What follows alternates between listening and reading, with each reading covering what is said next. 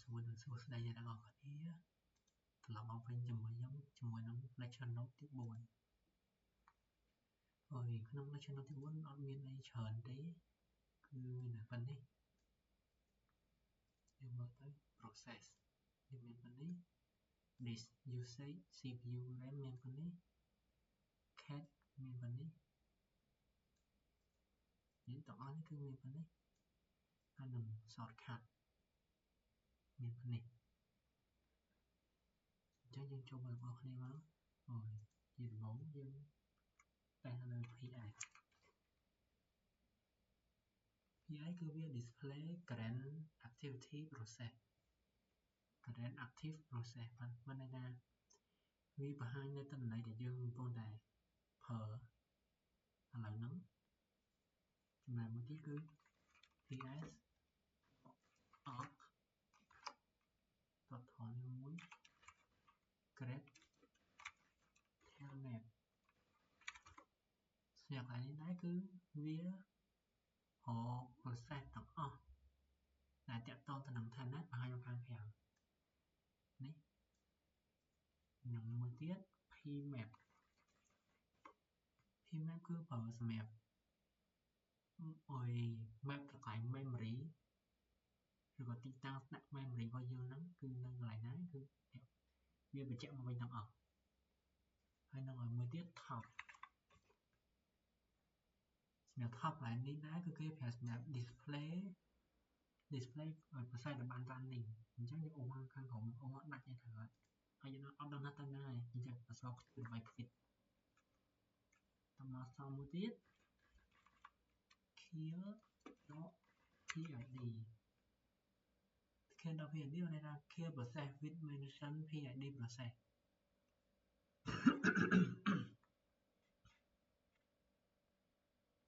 ហើយនឹងមួយទៀត kill or POC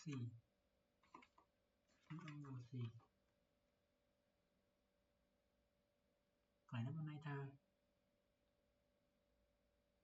kill all process name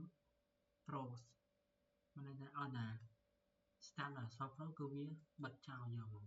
តែនេះដោយសារតែអត់មានអញ្ចឹងវាអត់មានទេហៅអត់ឃើញតទៀត BG ប្រើសម្រាប់ list stop and background job ហើយតមកទៀត FG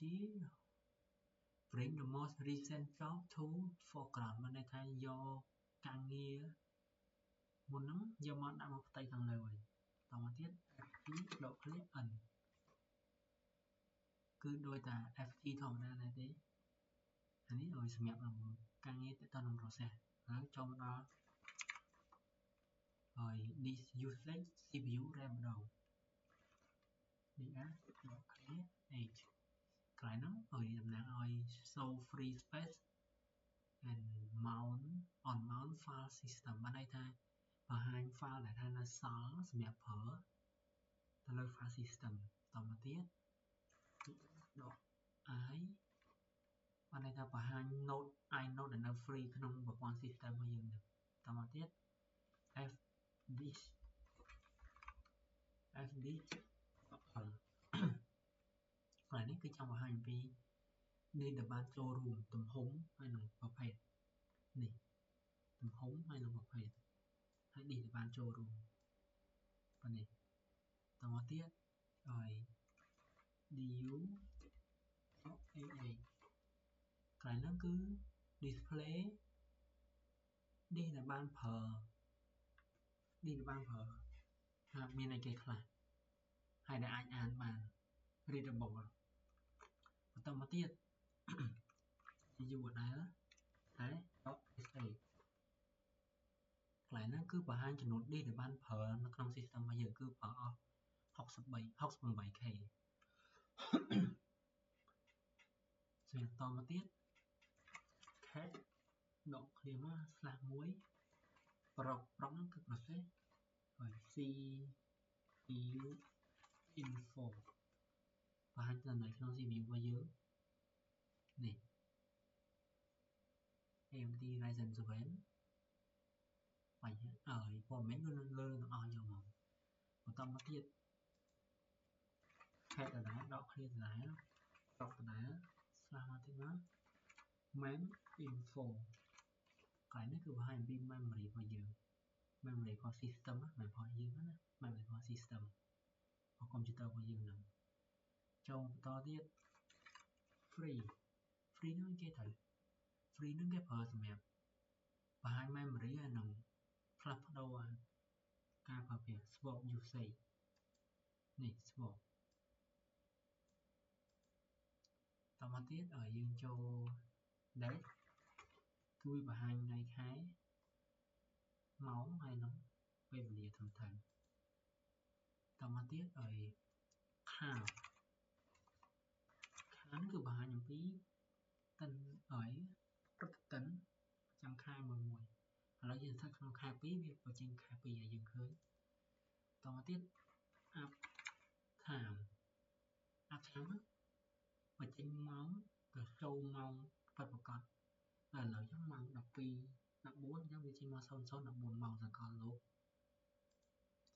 តមកទៀត W ប្រើសម្រាប់អី W ប្រើសម្រាប់ display អ្នកដែលបាន online នឹង online ឈ្មោះនេះយកមក online គឺ admin របស់យើង Who am I គឺយើងបានប្រើការពី legend ទី1ហើយគឺរូបស្ថិតនៅរូបមួយណាតមក finger user display ព័ត៌មានអំពី user រកឃើញទេគឺយកទៅមកពេញហើយនឹងមួយទៀត uname a uname a គឺប្រើសម្រាប់ show canal information ឥឡូវអស់ហើយចូលមកshortcut វិញម្ដង shortcut ដូចជាអត់មានអីនេះទេខ្ញុំសូមអាននៅបង្ហាញអ្នកនរគ្នាមកតែ Control C បានន័យថា halt current comment halt current comment ហ្នឹងគឺគាត់យកធ្វើអី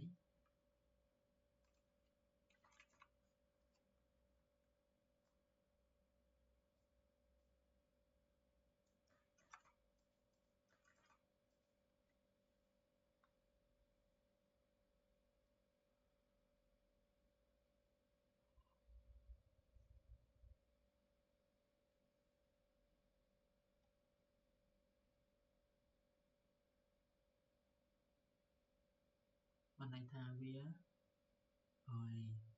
kill the current running comment នៅពេលដែលវាលើកឲ្យវែងពេកស្ញាក់នឹងឲ្យ control Z គឺបញ្ឈប់នៅពេលដែល background វាកំពុងតែហ្នឹង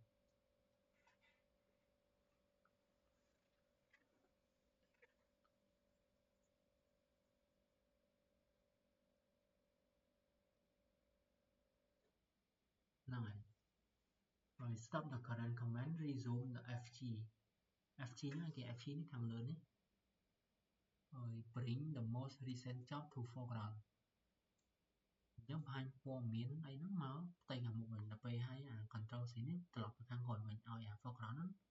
ហត់ទៅ background វិញ control D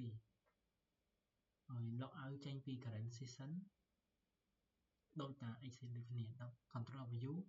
បានន័យថាលុបពាក្យមួយក្នុងមួយ line ហ្នឹង